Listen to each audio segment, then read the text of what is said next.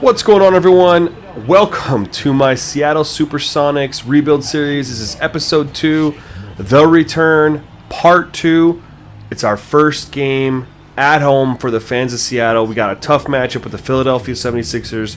What I'm going to do for this is basically I'm going to grab about 3 to 4 minutes of gameplay per quarter, the most influential parts of those quarters, and include those in there, and I'll talk about it with you guys as the gameplay plays and kind of just recap what's been going on and discuss things with you guys, and I'll overall let you guys just kind of see how things play out. So I hope you guys enjoy my take on this. I'm also open to more suggestions if you'd like me to do something else, but let's go ahead and check out the starting lineups. The crowd is ready.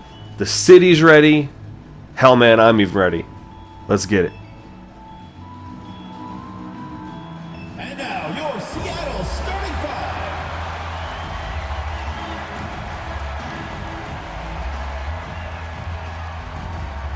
At the power forward position, standing 6'8", number 7, Darius Baisley.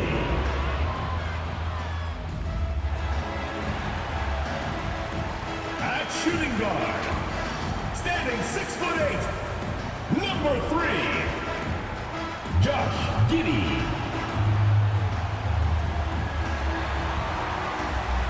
The other forward, standing 6'11", number 35, Jonathan Isaac.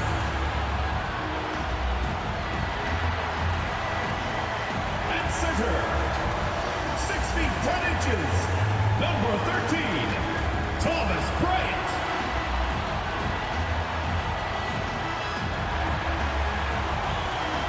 The other guard, at 6'6" number 2, Shai Gilgeous-Alexander.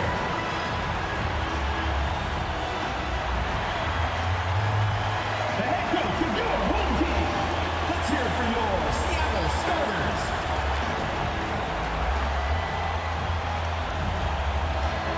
Thanks for joining us here on 2K Sports for NBA basketball. This is Brian Anderson at the table with basketball royalty, Grant Hill and Clark Kellogg. Allie LaForce, our reporter. All right, so we're going to pick things up here midway through the first quarter in what has been competitive to this point. And so far this quarter has been a whole bunch of experimentation for me, defensively and offensively. Defensively because the Sixers pose quite the challenge with the likes of Embiid, Drummond, Tobias Harris, and Ben Simmons. As far as their post presence is concerned, they post up, they attack the basket, they get down low, and honestly they create a lot of mismatch problems because all of them except, well, I guess Embiid and Tobias can also stretch the floor, but they're all exceptional defensively. And so figuring out how to play defense, how to use my guys defensively was a large part of the quarter. And then also offensively, are we going to be pick and roll oriented? Are we going to be a jump shooting team? Are we going to try to post players up and then kick out or go to work in the post? You know, figuring these things out, this is the first time I've played with my team, for trying to figure out how we best run as a unit was challenging, especially against a very good defensive unit like the Sixers. As you can see, they make life tough, man. I couldn't get open off a pick and roll. Settling for a poor fadeaway jump shot, not the ideal shot that you'd want in that scenario. Our transition defense wasn't good there, but we got lucky. They missed that three-point shot, and we were able to take that miss and score in transition, which I do think is going to be a big identity for this team, is get out on the break and go. That's kind of what I'm leaning towards after this first quarter, is we just got to be a run-and-gun type team. Especially against the Sixers, we don't have the size to compete with them in a half-court game. We just don't. They're going to be too good defensively, as we are struggling to figure out what the hell we're doing on defense. Just letting people just drive straight to the hoop on us. So, yeah, this was a very frustrating first quarter. I mean, even when we get layups like this, it gets blocked because they're so good defensively. So, you know, this is just one of those, it's a growing pains thing, you know, play one of the better teams of the East while you're still trying to figure things out. You got your first home game, the crowd's going wild, you want to show out for them, but your guys are tired from, you know, going hard in practice and going hard in the first couple games you played, and those tired legs really showed up here in the first quarter. We couldn't hit a jump shot. We were actually 0 for 10 from 3. And with that being said, this was one of the 0 for 10. And let's move on to the second quarter, see how things played out. So the second quarter is where I really felt like my guys started to settle in. You know, the first quarter they were really nervous, and we started hitting our shots. And this was honestly the Lou Dort quarter, man. The kid took over. But honestly, you could feel just a change in how we were running our offense and how we were playing. Our defense tightened up. And it was like we had just this extra jolt. You know, all those nerves from the first quarter, playing in front of the fans for the first time, they were gone. And we started executing better offensively. And we started, you know, making them pay. Not right there. But we started making them pay a little bit in hitting our jump shots, which allowed us to close a little bit of the gap there. As you can see, we got it down to 36 to 30. They had some of their second unit in, as did we. But our second unit guys played a little bit better. Like I said, Lou Dort, man. Lou Dort took over. Finding ways to get open, finding screens, it was huge. And we forced them to take a timeout, so now it's going to be how are they going to respond from the timeout and how are we going to respond? What adjustments are they going to make here? Can we keep this up? And it's one thing I love about this game, man, is there's just the game, it's literally a game of runs, but you can see Embiid is just absolutely filthy. There's nothing we can do to stop him with Thomas Bryant, man. Like, this was not a good game to have Thomas Bryant, you know, have his debut for Seattle in Seattle. It wasn't a good game for a lot of our players to have their debut in Seattle, given that we're going against this kind of a team defensively. But it's part of growing pains. You know, and it's game of basketball, man. Game of runs. Right when you think you're getting close, turnover, they make you pay with the dagger corner 3 from Danny Green. And now you're suddenly back down by 8. Now you got to keep digging out of that hole. But no matter what, I like the resiliency that we showed. I like that we had the ability to bounce back in the second quarter. Regardless, we're still down 8, but to come back and start hitting some shots and run our offense more effectively and even get Thomas Bryant open for a cha-ching wide open 3. About the only play he made all night. I mean, that's just something that I do appreciate about my team, and I'm going to like going forward. Especially once we figure out the best way to run our offense, the best way to position ourselves defensively. We got some defensive studs with Jonathan Isaac, Lou Dort. Thomas Bryant isn't bad. Shai Gilgeous is all world. So we got some players, man, as they try to double team Lou Dort because he's been going off, and he makes the right play. And we hit that 3, celebrate. Now, one thing I normally don't do that we're going to do is we're going to show end of half. Especially, you know, if it's a big moment. And this was a big moment. As you can see, we were able to take a 2-point lead. But can Shai extend that lead? Get in with that step back. Get the separation. Buzzer beater. Bang. We turn that quarter around. We take a 4-point lead into the half. Super thrilled with my team. Can we hang on? Can we hold on? Can we push forward and beat the Philadelphia 76ers? What's going to happen in the second half? I guess we'll find out. Here we are in the third quarter, guys, and I honestly had no idea where to begin this video in the third quarter, what stretch you guys might enjoy checking out. I kind of went with this one, but regardless of the fact, this was the ugliest, sloppiest, most boring quarter of basketball I think I've ever played in 2K, because neither team could score. Both teams were crushing on defense. I mean, Lou Dort stayed hot from his second quarter and nailed that 3 right there, but for the most part, both teams were playing lockdown defense. We're not giving up open looks, and when teams got open looks, they were not making them very consistently. It was just a full-on brutal, physical defensive game that we were able to hang around it, which gives me hope for the future because they're a very, very good team. They're a very good defensive team, and the fact that we could play defense with them and keep them from really pulling away in this third quarter when nobody can do anything gives me hope for our season and our future. Now, that being said,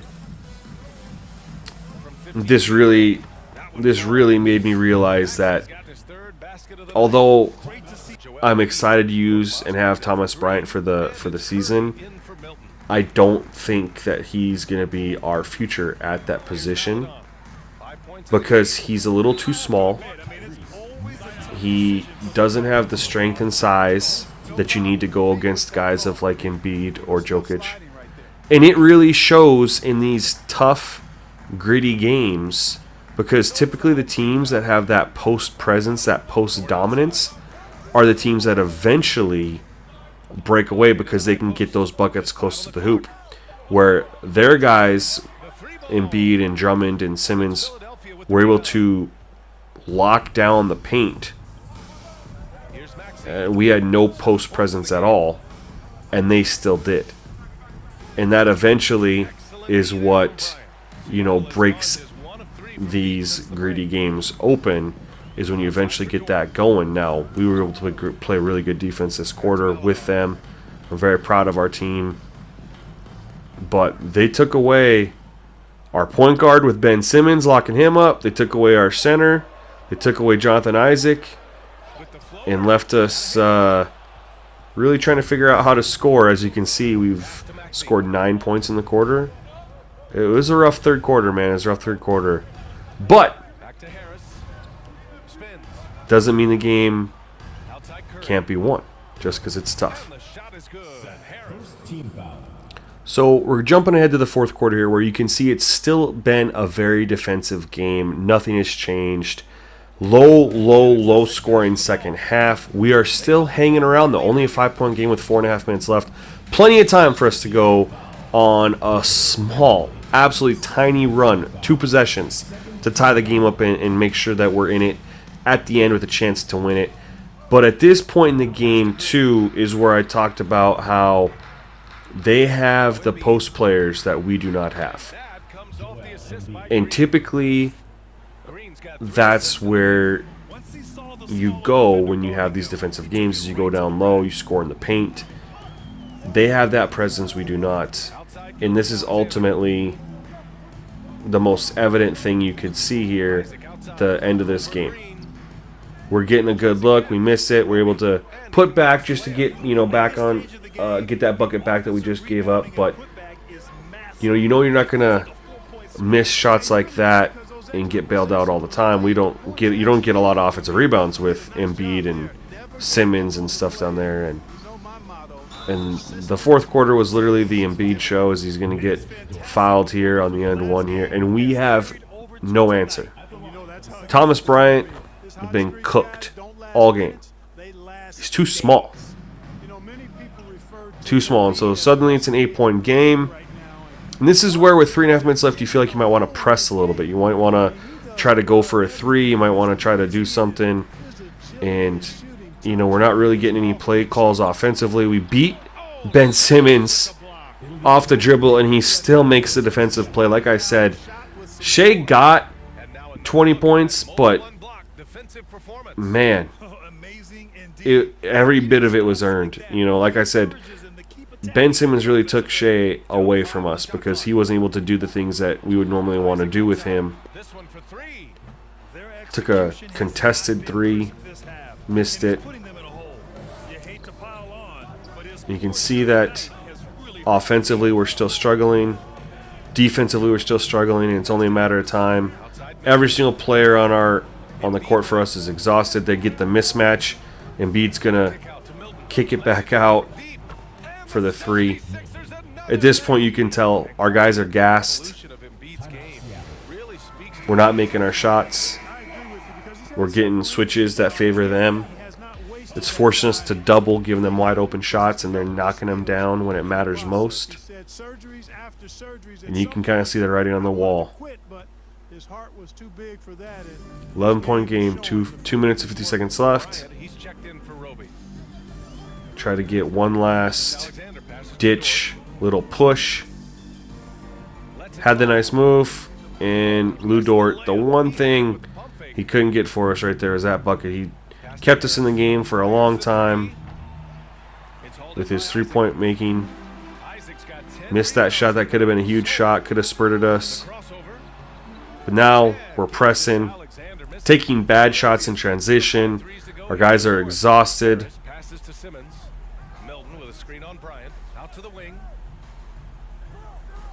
And they keep and Baisley is gonna get bullied from Embiid here. I mean, look at the size difference.